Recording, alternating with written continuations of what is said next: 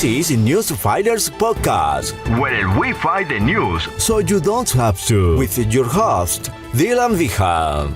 Yes, hello, good morning, and welcome to episode 101 of the Newsfighters podcast for Thursday, April 21st, 2022. I'm your host, Dylan Behan, the Kieran Gilbert of Wacky Clips. Yes, we're deep into election season. Tonight, I'm wading into the first leaders debate, and I have to say, it's made me feel a little bit like this guy. A man has fallen headfirst into a septic tank in Sydney's north. He was performing maintenance on a septic tank at a property in Sydney's north when he fell in head first. Yes, and although trying to find comedy gold in the first leaders debate does make me feel like I'm literally swimming in crap, unlike the guy who fell into the septic tank, I don't have a dog named Spot to rescue me. Luckily, local dog Spot heard the man's cries for help, prompting his owner to call emergency services. Certainly a great effort by Spot. Yes, and on Channel 7 last night, that story was directly after the election campaign news story. And if you ask me, that was the wrong order. The septic tank guy should be ahead of the federal election news story. Much bigger, more important news, if you ask me. But yes, onto the federal election campaign, or as I like to call it, the mainstream media repeatedly kicking Anthony Albanese repeatedly because they feel like it campaign. After a shocker of a first week on the road for Anthony Albanese. That has been a bad start for the opposition leader, Anthony Albanese, no doubt about that. After a bad start to his election campaign. Bad week for Anthony Albanese. But it's more a case of Anthony Albanese losing the week, frankly. Right now, he's preparing for tonight's leaders debate right here at his hotel. Let's hope he's working on the economic figures. So if asked, he gets it right this time. Oh, I love the media's equating of these two guys. On the one hand, we have a political leader who caused millions of us to be locked down for several months because he didn't order enough vaccines, went overseas during a massive bushfire crisis, basically runs a protection racket for corrupt kleptocrats and alleged abusers, is hated by his own side, couldn't deliver a pizza if he had to, and only cares about lowering taxes and giving out money to fossil fuel companies. But yes, let's make the whole election campaign about the guy who forgot two numbers. He's clearly not fit to lead. Yes, and the media's so lazy that in describing the debate last night, they only had one description for it. But tonight we'll get to see Prime Minister Scott Morrison and Opposition Leader Anthony Albanese going head-to-head for the first time this campaign. The leaders do go head-to-head tonight in their first debate. In tonight's first head-to-head debate. Before going head-to-head tonight, Scott Morrison and Anthony Albanese go head-to-head for the first time. Yes, never gone head-to-head before, except for every week when they do it in Parliament, but never mind.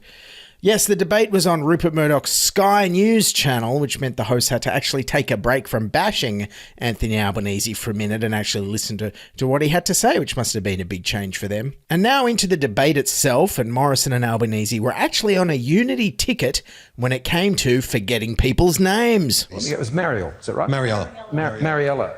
Yeah, can I ask Michael what business you're in? What?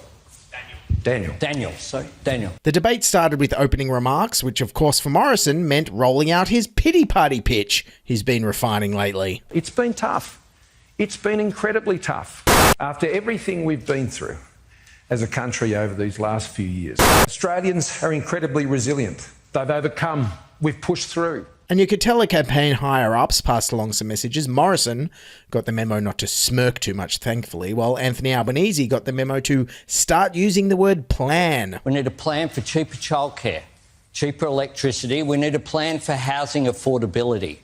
And that's why we need a plan that includes a plan. Yes, commiserations to anyone out there who did the debate drinking game last night and had to do a shot every time the word plan was used. I hope your new liver arrives soon. Anyways, on to some of the questions from the audience. The audience was made up of 100 undecided voters. And of course, the big one that I think will be getting the media attention today is this one. I have a 4-year-old autistic son.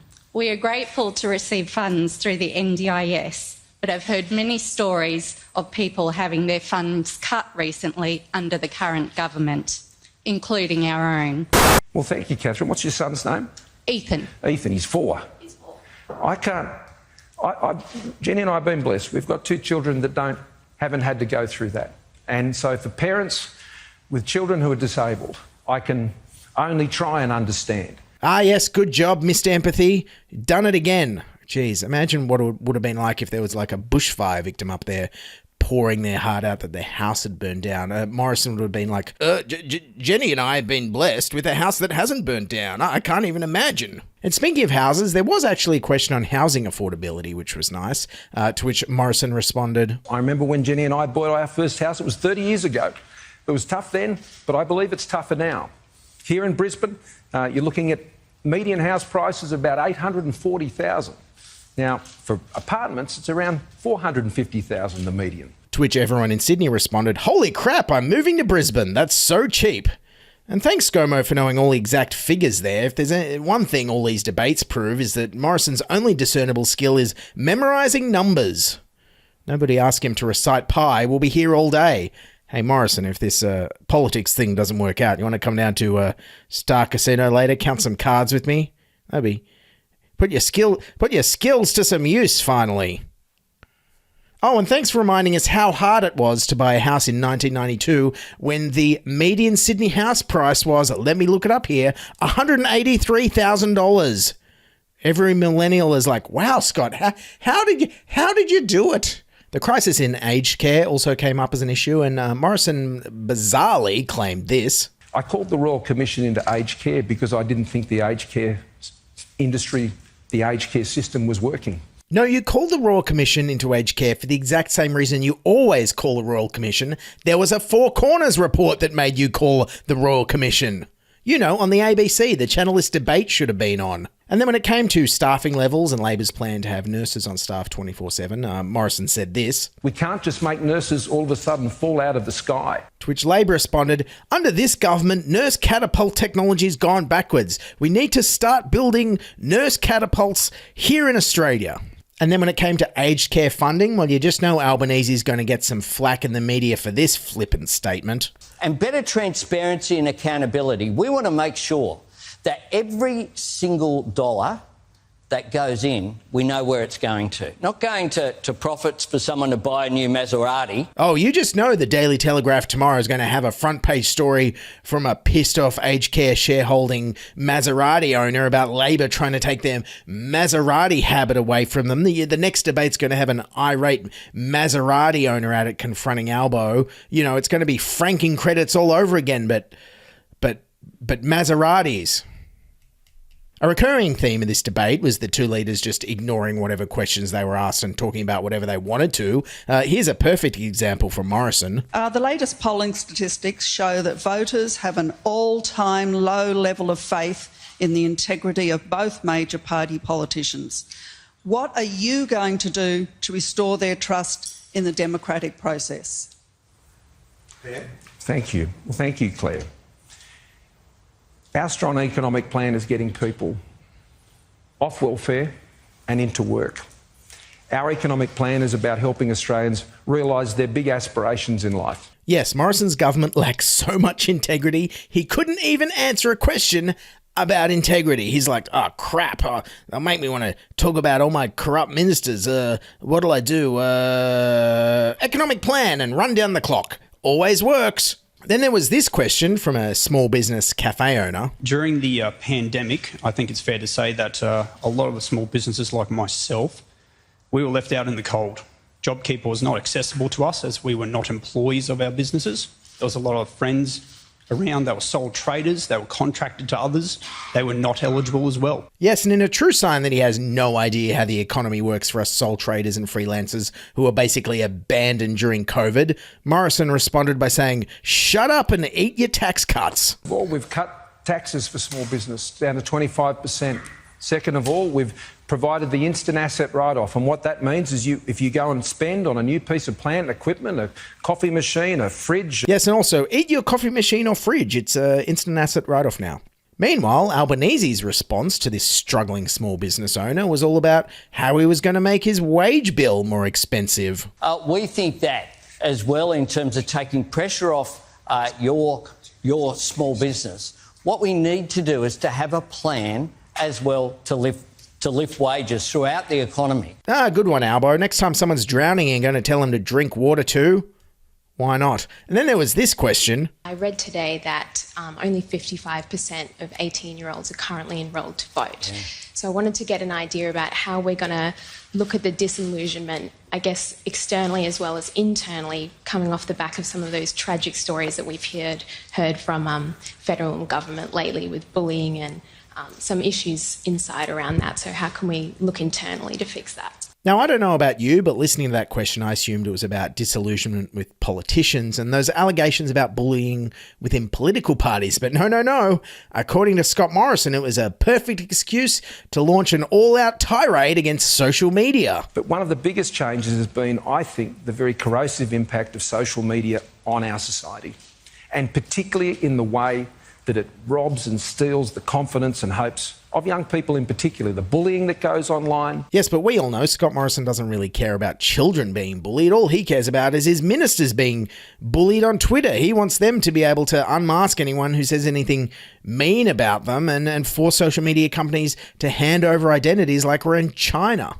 And speaking of bullying, there was one fiery clash between the leaders during the debate, and it was over border protection. Whatsoever. So can I ask Our a question? position is very clear. So when you were Deputy Prime Minister, why didn't you support turnbacks then? You weren't proposing then. We were not proposing. Well, I'm sorry, we were. It was our policy. You were not Turnbacks were our policy before the 2013 election. I was the Shadow Immigration Minister. I designed the policy. So you were on the National Security Committee, I think for the first time at that time. And so why did you not support turnbacks? I was on the National Security Committee. We had established offshore processing just in 2013 when I became Deputy Prime Minister. That was the first step. So you were going to do turnbacks? No. Come on, Scott. You know Albo didn't support it then because he wasn't trying to win an election then. Give him a break. You know how it works. Anyways, on to the closing remarks, and Morrison summed up by talking about the economy because, let's face it, that's basically all he's got to run on. It all starts with managing a strong economy. Our government has proven that with a strong economic plan that has been delivering. Unemployment falling to 4%, a AAA credit rating, the biggest budget turnaround we've seen in 70 years. The future, we're heading in the right direction. Now is not the time to turn back. Turn back? Albo was like, I support that now, I promise, I support that now. Morrison's whole economic record he's trying to run on is a complete fabrication and mirage anyway. Unemployment is low because migration hasn't recovered after the pandemic border closures, and the biggest budget turnaround he talks about is due to a current resources price boom. This man has nothing to run on. Meanwhile, Albo's closing statement, and a theme kind of running throughout the debate, was that you should vote for him because Labor is the party of big picture policies. The Labor Party will always look after the disadvantaged. That's why we do things like the NDIS and the big picture things for social justice. Labor does the big things, And we also do the big reforms.